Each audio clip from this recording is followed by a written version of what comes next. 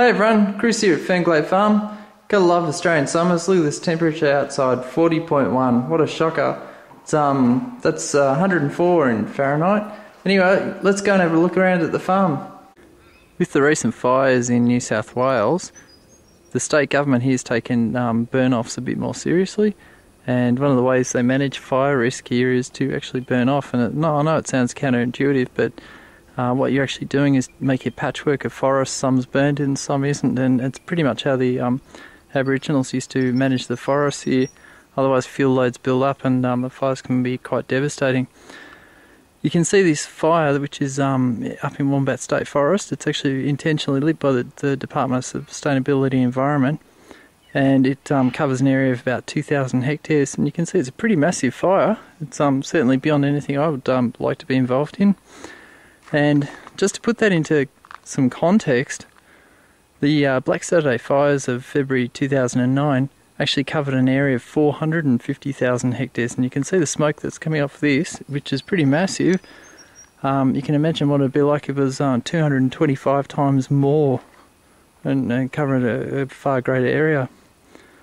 Anyway, this will help actually, counterintuitively, it'll actually help reduce the fire risk over summer. We'll zoom in on it and you can have a closer look.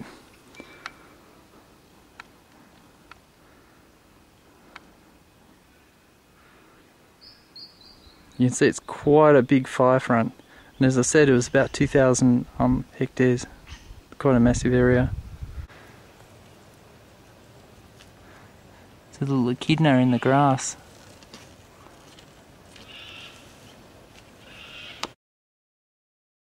We're down here at the bee hives, and had an interesting situation actually here today on Australia Day. A little bit of a present. The bees have actually swarmed. It must have been a good paddock because it's a bit late in the year for them to swarm, so I'll try and get in close so you can have a quick look at how it looks. I don't want to get too close because they're a bit agitated at the moment.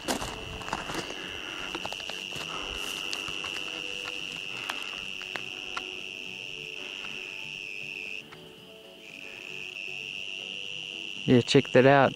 What we're going to do is actually, I've got another box and I'm going to try and capture that swarm tomorrow morning. It's what a local guy is going to come up and give me a hand with that. I've never actually captured a swarm before, so it'd be interesting to see how this works out. I've been actually aiming to get three different hives, so it'd be really interesting to see how it all goes. Anyway, we'll know more tomorrow. I've captured the swarm. We're not sure whether there's a queen in the swarm, so hopefully there is. We'll see over the next couple of weeks and see whether they raise any brood. The swarm seems to have accepted its new hive. We've actually gave it a brand new hive that's free of wax moths. We added some old frames, so they've got a good start in life, but we'll see how it goes. And the house tanks have become about 50% full due to lack of rainfall. We've started pumping water up from our reserve tanks, so I keep about 34,000 litres in reserve, and I'll pump about half of that up here today. It's all done with solar power, and the pump can actually flow about 6,000 litres an hour, so it's pretty fast.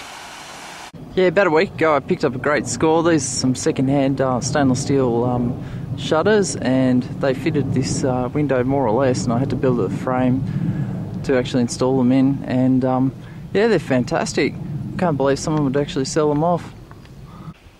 Yeah, this is the back of the shed, and I converted an old stainless steel security door into another fire shutter, and you can see I've basically built the frame up and attached the steel to it.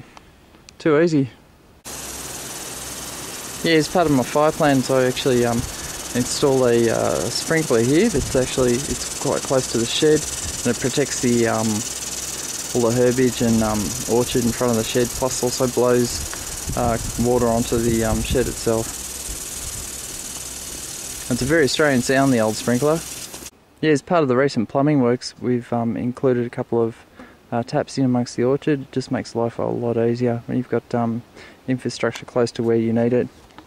This is another tap I've installed, and it's part of the flower garden, and it's great food for the bees.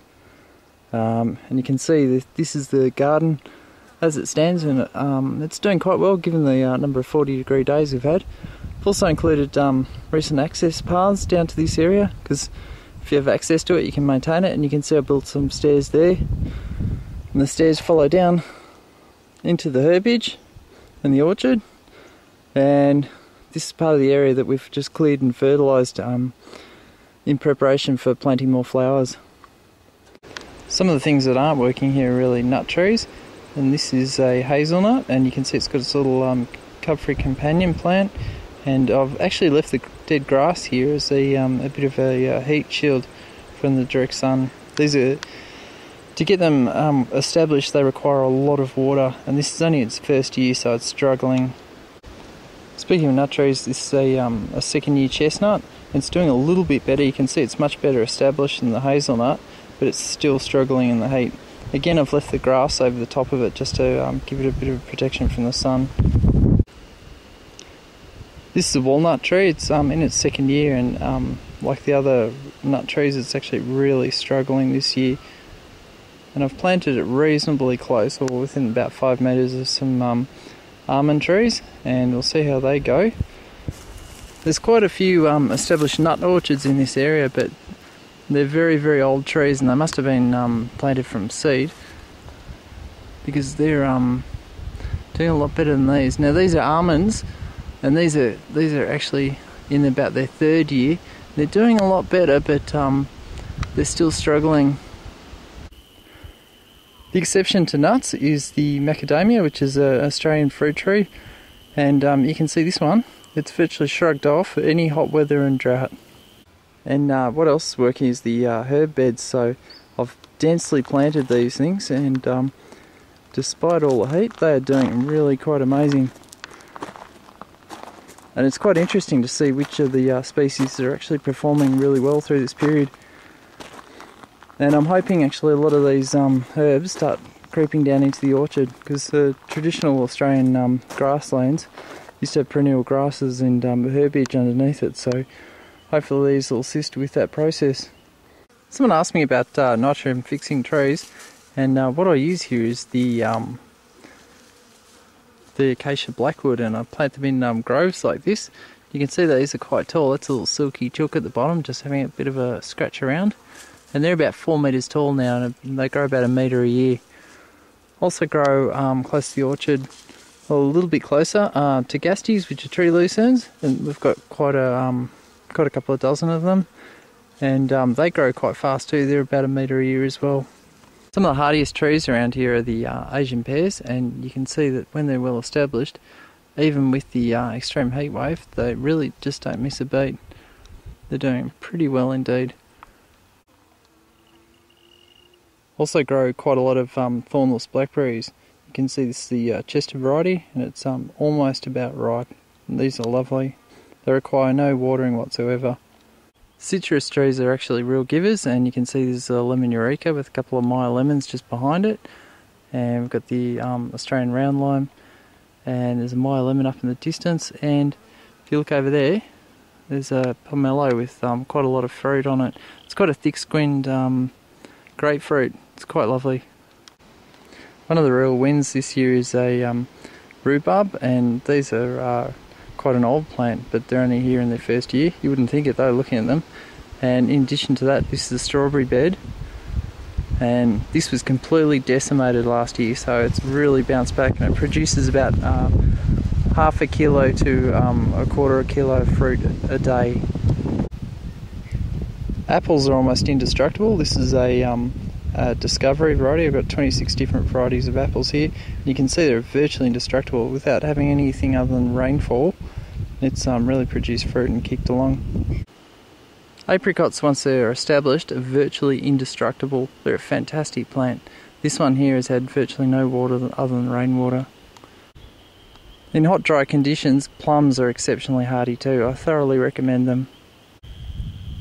I've gone 3 years now without spraying copper on my peaches and nectarines, and it's really quite interesting. After they really struggled the first year, they weren't that healthy the second year round, and this year they've bounced back, and they seem to have sort of gotten past all the issues with fungal growth like curly leaf.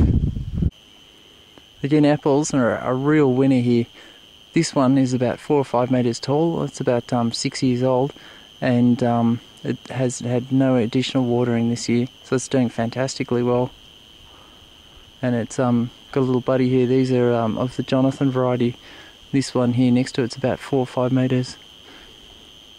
You can see quite a lot of smoke haze in the distance. That's actually from the fires up in the Grampians that are burning quite hot right now. The mass plantings of flowers have actually worked really well this year, and they're incredibly hardy from drought and hot weather. And you can see, even though it's been a 40-degree day today, they're hardly even wilting. You can see there's still plenty of vegetables to eat from the gardens.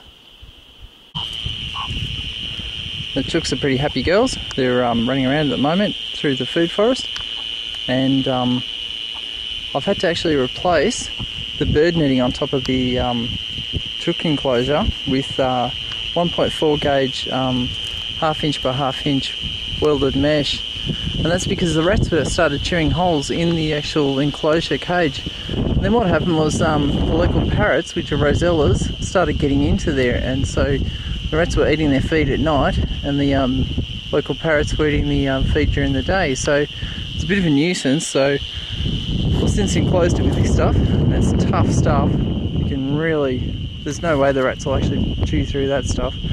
So we'll see how it goes. Should have quite a long life. And I think when you're putting in infrastructure, you really got to try and aim to get as much life out of it as you can.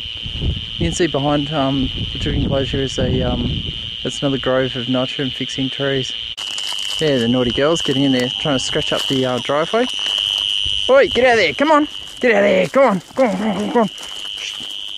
Yeah, and off they run. Anyway, they'll be back there shortly if I overturn my back. So I've got to keep an eye on them.